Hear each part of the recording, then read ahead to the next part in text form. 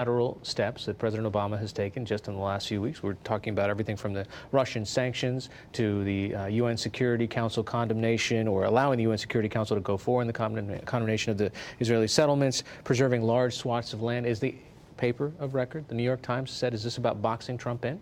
Well, I guess a little, but what can be done by a president can be undone by a president. What's sort of remarkable is that, especially in the Israel and the Russia cases, you've got a U.S. citizen, Donald Trump, siding with a foreign leader against the U.S. president.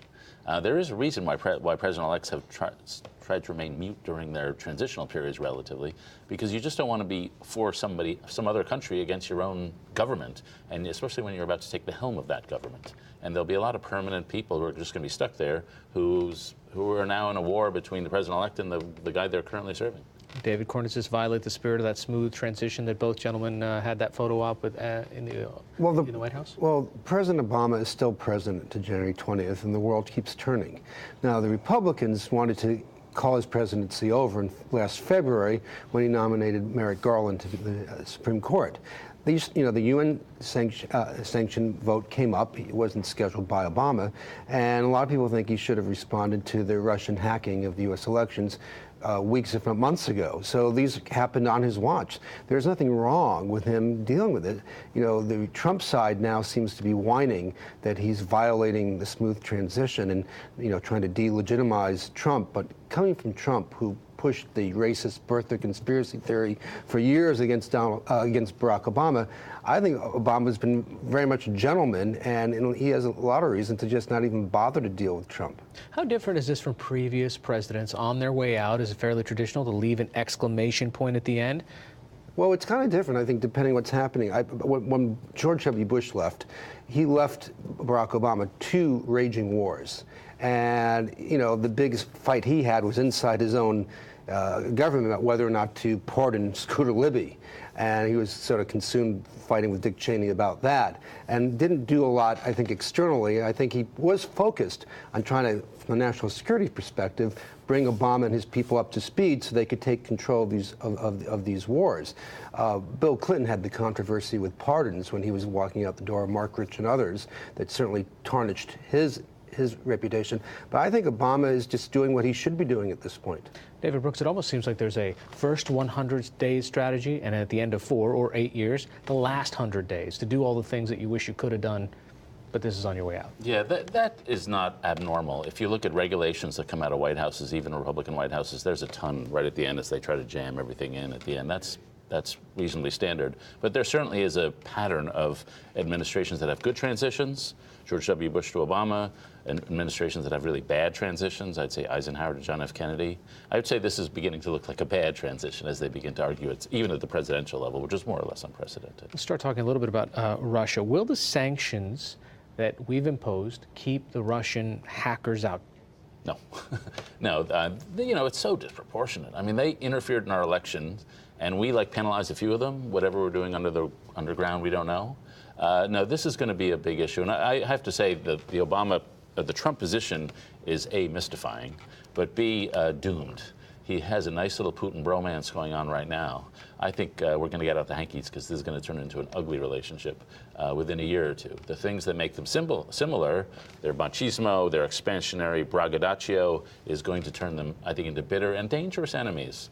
We will look back on this moment where we thought Putin and Trump were so close as a moment of bitter irony when they get into a schoolyard display against each other, amping up each other's worst tendencies, and putting the two countries in some sort of scary position. That's just my feel of how things are going to go in the next year. That may be the best case scenario. I don't necessarily see it going that way. I still am mystified, to use your word, about why Trump is out there tweeting praise of Vladimir Putin these days and still kind of denying and dismissing this, whether the hacking happened or the seriousness of it. And people out there keep asking what is behind this bromance. Before the election, I reported on a story about a counterintelligence officer from another service sending reports to the FBI saying that his sources in Russia were saying that Moscow tried for years to cultivate and co-opt Donald Trump. I'm not saying that happened. I'm saying I hope the FBI took a strong look, because it really is hard to believe that a president-elect would be so callous in how he approaches this issue and so dismissive of the seriousness of it. And so maybe he'll turn on Putin, as you suggest, but maybe there's something else there in which he is enamored with Putin for some reason that we don't really understand yet. Well, what about the president-elect's position that we've got to move on? These are all essentially ploys to try to delegitimize my win. Well, I think he should be delegitimized for many reasons, and his response to this hacking is also cause for delegitimization. But to say we should move on when the bedrock of American democracy, the sanctity of our elections, has been messed with, it just raises suspicions. It would be so easy for him to say the obvious thing. This is terrible, we're going to look into it, and we're going to try to prevent this from happening again in the future. But his denial of it happening, or its seriousness, shows that there's something really amiss from his end of it.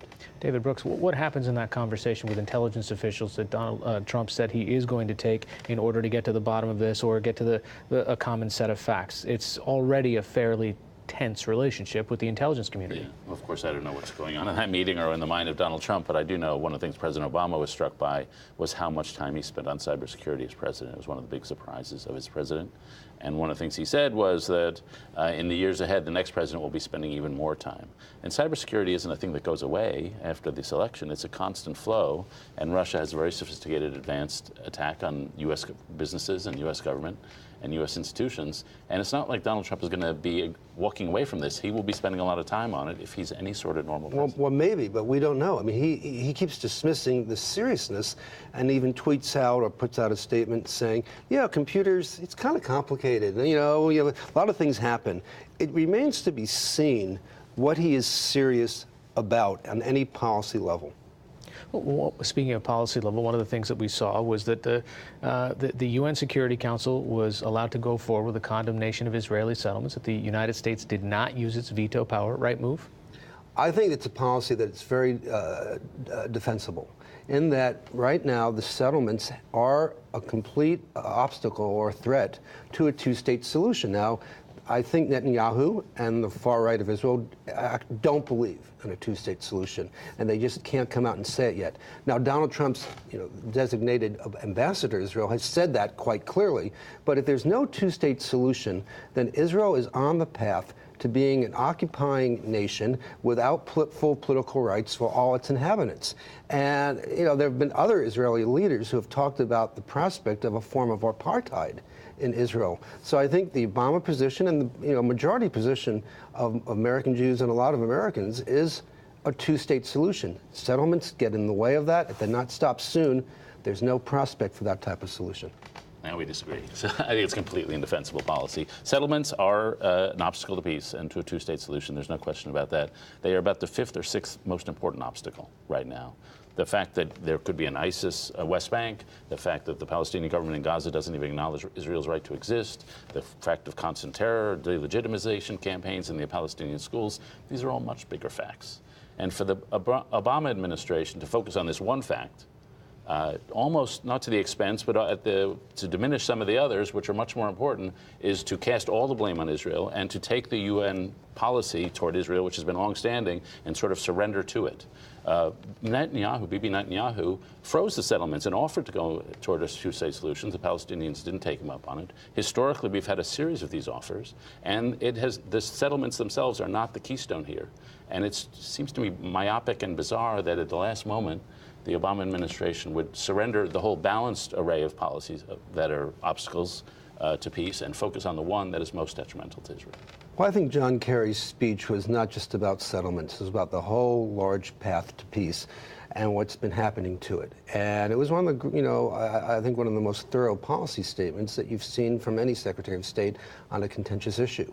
So I think that it's not just myopia. The vote obviously was not scheduled by the administration. I'm sure they would rather it had not happened.